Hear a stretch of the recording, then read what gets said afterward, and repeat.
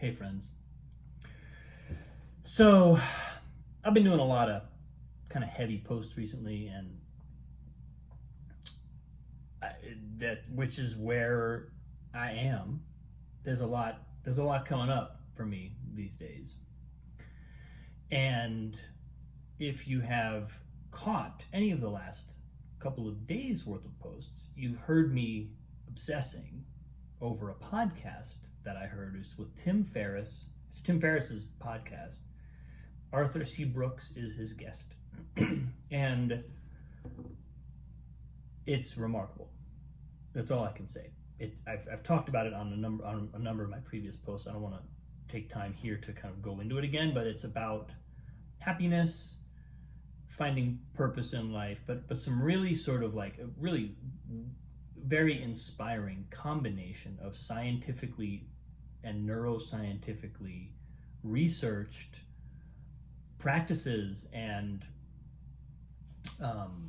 mechanisms of how the human brain works, combined with clearly a very profound spiritual commitment to living a full life, to living a life of service, to creating a career and a work life that is truly a deep form of service. So all that is in my.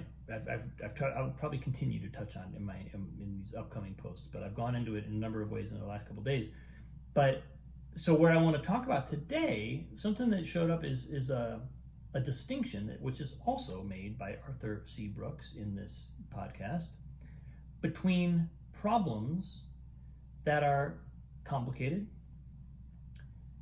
and problems that are complex, which he defines as complicated is anything that can be solved with either an increase in computing power, an increase in just like number crunching,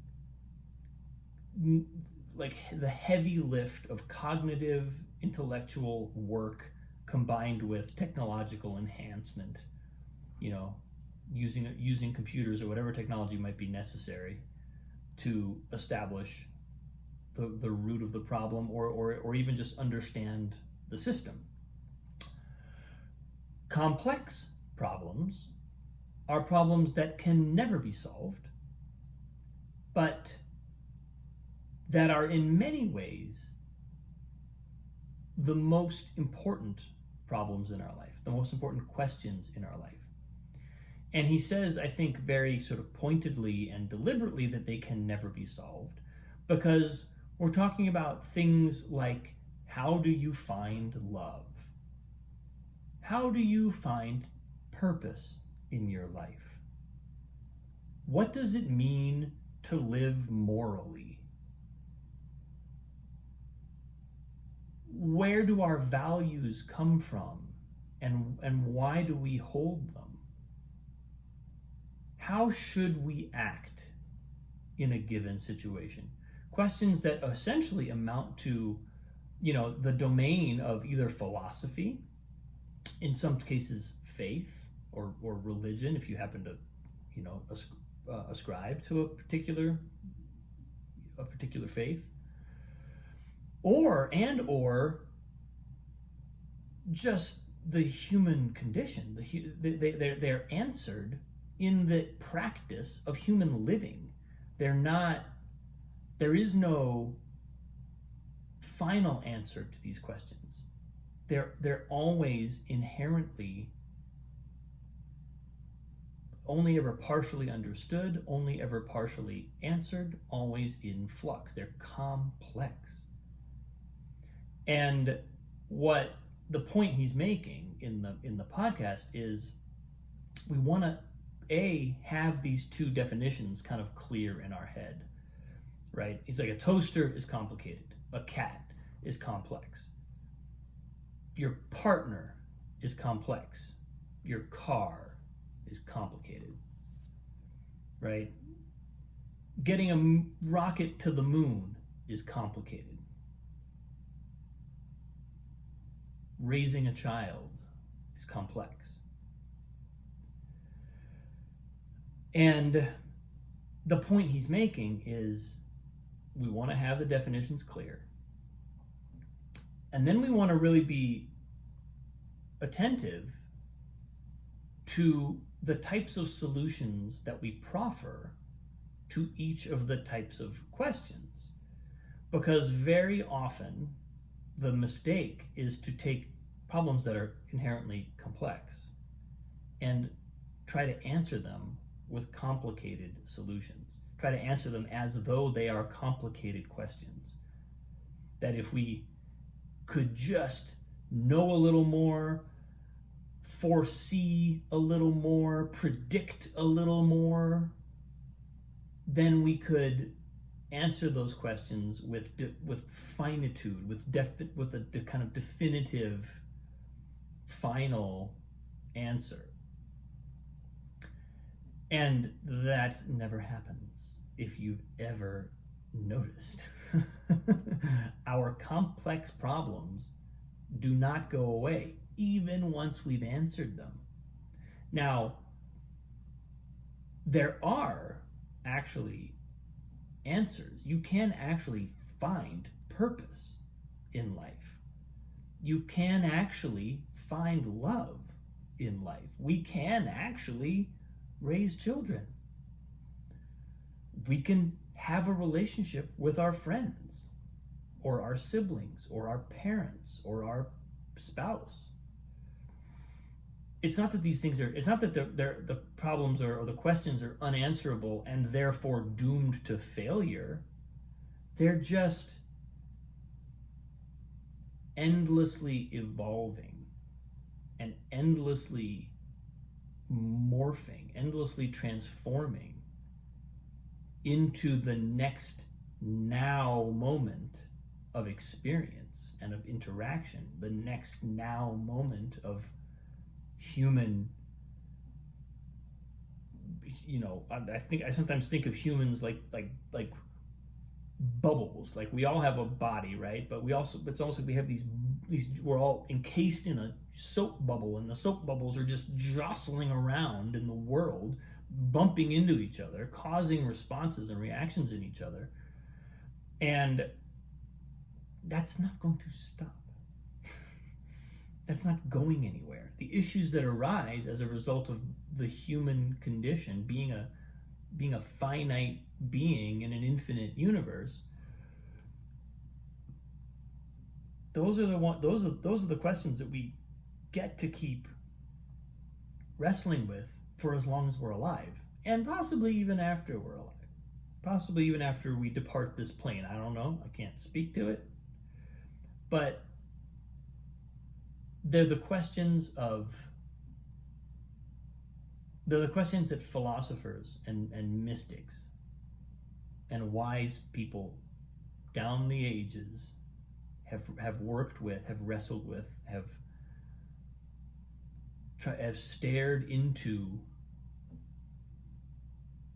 and come out with the various, sometimes beautiful answers, sometimes not so beautiful answers,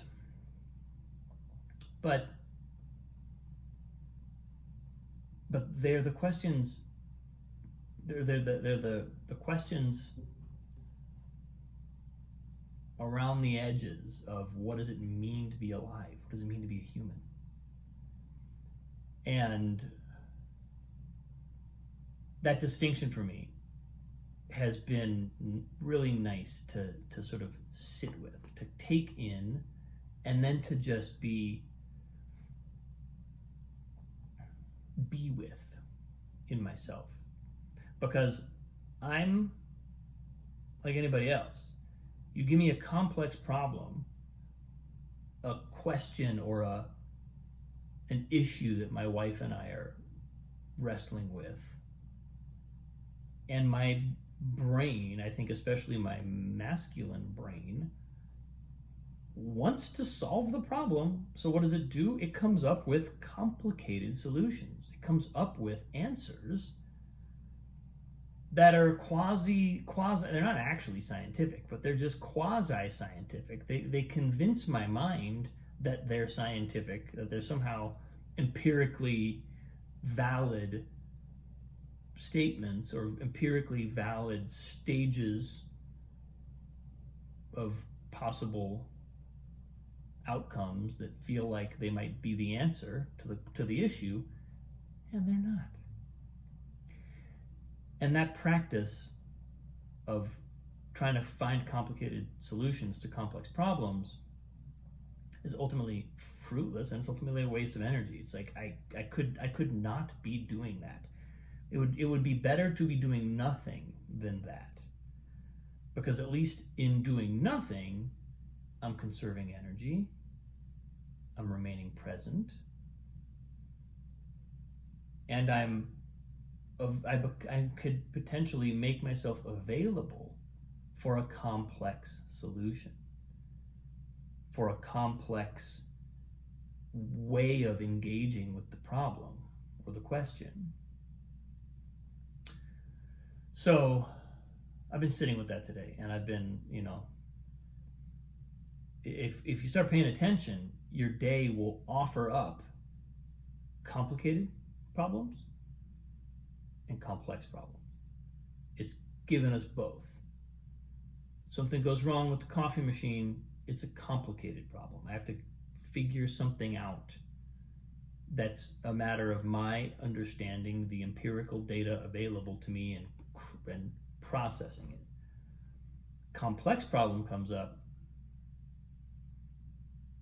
I might have to seek within myself